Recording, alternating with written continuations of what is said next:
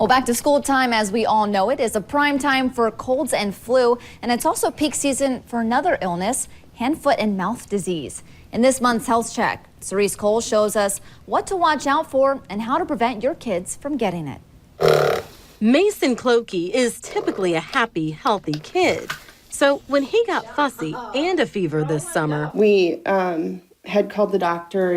They looked in his throat, and he had all these little lesion-type white spots in his throat, and he had some red dots and around his lips.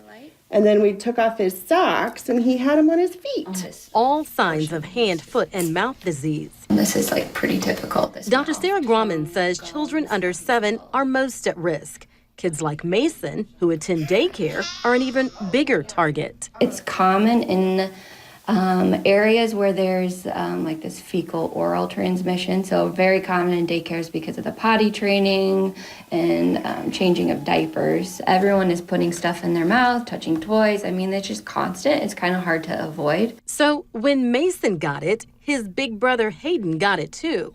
Again. So how many times have you experienced this in your house? Probably 5 times. So how do you avoid getting it? This is your best defense. Doctors say if you have kids or work with kids, you should be washing your hands often.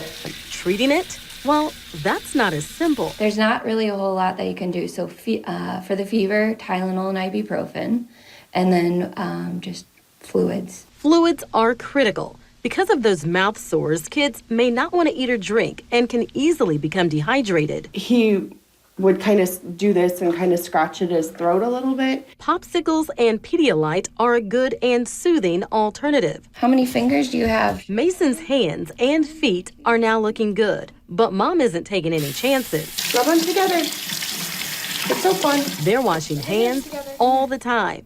Yay! It works. In Wahoo with photographer Dustin Dales, Cerise Cole, 6 News.